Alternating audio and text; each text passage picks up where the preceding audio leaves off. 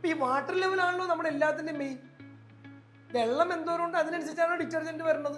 അതിനനുസരിച്ചുള്ള ഡിറ്റർജന്റ് ആ തുണിയിൽ ഇപ്പൊ ഞാൻ 1 കിലോ തുണി ഇട്ടിട്ടുള്ളെങ്കിലും 3 കിലോ തുണി ഇട്ടിട്ടുള്ളെങ്കിലും എൻ്റെ വെള്ളം 300 ml ആണെന്ന് വിചാരിക്കുക. എൻ്റെ 300 ml ഞാൻ ഡിറ്റർജന്റ് കുറച്ചാൽ എല്ലാം കുറഞ്ഞു, ഔട്ട്പുട്ട് മാറി. മറ്റേത് ഞാൻ ഡിറ്റർജന്റ് അത് തന്നെ മെയിൻറ്റെയിൻ ചെയ്തു, വെള്ളവും മെയിൻറ്റെയിൻ ചെയ്ത് എൻ്റെ പീസേ കുറഞ്ഞുണ്ടെങ്കിൽ എന്താ സംഭവിക്കണേ എന്നറിയാവോ? എനിക്ക് ലോസ് ഉണ്ടെന്നേ ഉള്ളൂ, ക്വാളിറ്റിയിൽ ഔട്ട്പുട്ട് മാറില്ല. എൻ്റെ പ്രൊഡക്ഷൻ കോസ്റ്റ് കൂടിയെന്നേ ഉള്ളൂ, ക്വാളിറ്റിയിൽ ഔട്ട്പുട്ട് മാറില്ല. നേരെ മറിച്ച് ഞാൻ വെള്ളം ആനുപാതികമായിട്ടല്ല ഡിറ്റർജന്റ് ഇടണമെന്നുണ്ടെങ്കിൽ ക്വാളിറ്റീനെ എഫക്റ്റ് ചെയ്യും. നേരത്തെ പറഞ്ഞ ആ ഒരു നമ്മുടെ നാരങ്ങയുടെ സെയിം എഫക്റ്റ് വരും.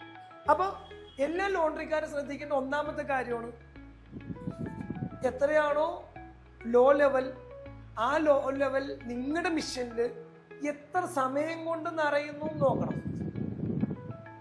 അങ്ങനെ സമയം കൊണ്ട് നിറയുന്ന അതിനെ ആയിരിക്കണം നിങ്ങൾ നിങ്ങളുടെ SOP സ്റ്റാൻഡേർഡ് ഓപ്പറേഷൻ പ്രൊസീജിയർ നിങ്ങളുടെ ലോ ലെവലായിട്ട് എഴുതി വെക്കേണ്ടത്. ഇതാണ് നമ്മുടെ ലോ ലെവൽ.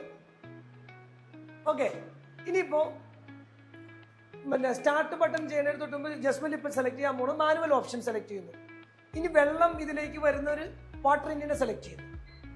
ദെൻ ഇവിടെ നമുക്ക് ഓൾറെഡി എന്താണ് ടെമ്പറേച്ചർ. ഓക്കെ, ഇവിടെ നമുക്ക് ഓൺ ബട്ടൺ ചെയ്യുമ്പോൾ വെള്ളം വരാൻ തുടങ്ങും.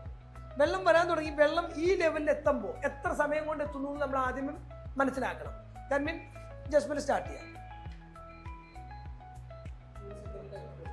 ഇപ്പൊ നമ്മൾ 100 സെക്കൻഡ് സമയം കൊടുത്തു. അപ്പൊ എത്ര സമയം കൊണ്ട് വന്നെന്ന് നമുക്ക് നോക്കാം. സ്റ്റാർട്ട്. ഇപ്പൊ വെള്ളം വരാൻ തുടങ്ങി, വരുന്നുണ്ട്, നിങ്ങൾക്ക് കാണാം. ഇപ്പൊ നമുക്ക് ഒരു മെഷീൻസ് ഒരു സംവിധാനം സെറ്റ് ചെയ്യുമ്പോൾ ഏറ്റവും ഫസ്റ്റ് വേണ്ട ഒരു സാധനമാണ് നമ്മുടെ വാട്ടർ ലെവലിന് സെറ്റ് ചെയ്യാന്നുള്ളത്. അത് കഴിഞ്ഞിട്ട് നമ്മൾ എന്ത് ലോണ്ടറിയും തുടങ്ങും. അപ്പം ഇത് കറക്റ്റ് ആണെങ്കിൽ നമ്മൾ എന്തായി, എല്ലാ പാരാമീറ്ററുകളും ഈക്വലാണ്.